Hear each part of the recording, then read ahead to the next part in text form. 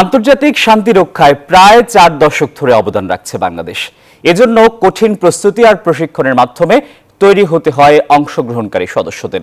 পেশাদারিত্ব আর মানবিক গুণে ক্রমেই আস্থার প্রতীক হয়ে উঠেছে লাল সবুজের পতাকা। তবে এই সাফল্যে আঘাত হানতে ষড়যন্ত্রে লিপ্ত একটি মহল, যা দেশের বিরুদ্ধে ষড়যন্ত্রের শামিল বলে মনে করছেন সাবেক সেনা কর্মকর্তারা। 1988 সাল থেকে জাতিসংঘের শান্তিরক্ষা মিশনে যাত্রা শুরু হয় বাংলাদেশের। 36 বছর ধরে সফলভাবে দায়িত্ব পালন করে যাচ্ছে লাল সবুজের প্রতিনিধিরা। মানবিকতা আর পেশাদারিত্বে ব্লু হেলমেটে আস্থা বিশ্বাসের অপর নাম বাংলাদেশ। এই 36 বছরে 44টি দেশে দায়িত্ব পালন করেছে সেনাবাহিনী, বিমান বাহিনী, নৌবাহিনী ও পুলিশের 1,94,856 জন সদস্য, যার মধ্যে নারী সদস্য 3,000-এরও বেশি। বর্তমানে 493 জন নারী সহ 13 দেশে দায়িত্বরত 6,092 জন বাংলাদেশি শান্তিরক্ষী।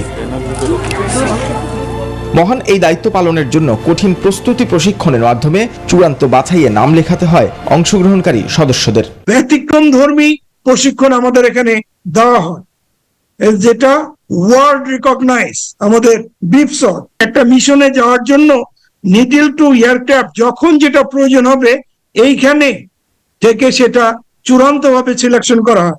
তারপর ফাইনাল এক্সাম এবং প্র্যাকটিক্যাল এক্সামের মাধ্যমে আমাদের পেশাদারিত্বের স্বাক্ষর নিয়ে যারা নিজেদের কৃতিত্ব দেখাতে পারেন তাদেরকে ওই মিশনের জন্য সিলেকশন করা হয়। সম্প্রতি আন্তর্জাতিক গণমাধ্যম ডয়েচে ভেলেতে শান্তিরক্ষা মিশনে বাংলাদেশের অংশগ্রহণ নিয়ে সমালোচনামূলক তথ্যচিত্র প্রচার হয়। সাবেক সেনা কর্মকর্তারা বলছেন, এটি বাংলাদেশের বিরুদ্ধে কোনো মহলের ষড়যন্ত্রেরই অংশ। দেশে অবস্থানরত কোনো বাঙালি বা বিদেশে অবস্থানরত বাঙালি শত্রু বা দেশের শত্রু এই ধরনের কোনো চিন্তা করে থাকেন, এটা অ্যাবসলিউটলি একটা ভুল, উদ্দেশ্যমূলকভাবে হেয় প্রতিপন্নত করার একটা ব্যর্থ চেষ্টা। জাতিসংঘ অভিযোগ থাকলে জাতিসংঘ নিবেই না, তারা তো আরো বেশি করে চাচ্ছে। এটা তো আমাদের সেনাবাহিনী, আমরাই তার ডিসিপ্লিনের জন্য দায়িত্ব আমাদের উপরে। যেমন ধরেন ওয়েট, বডি ওয়েট, তার থেকে যদি 4 পাউন্ডের বেশি যদি কারো বডি ওয়েট বেড়ে যায়, সে তার খরচে বাড়ি ফেরত চলে আসতে হবে। এই ধরনের কড়া নির্দেশনা বাংলাদেশ সেনাবাহিনী সেখানে দিয়েছে। আমি সেদিন একটা ডয়েচে ভেলের একটা দেখলাম, ডকুমেন্টারি। একবার উল্লেখ করা হয় না পৃথিবীর দেশে দেশে কি পরিমাণ বাংলাদেশ সেনাবাহিনী জীবন দিয়েছে। একবার কোথাও বলে নাই যে বাংলাদেশ সেনাবাহিনী সারা পৃথিবীতে শান্তি স্থাপন করছে। ডয়েচে ভেলের ডকুমেন্টারিতে তোলা অভিযোগগুলো অবশ্য খারিজ করে দিয়েছে খোদ জাতিসংঘ।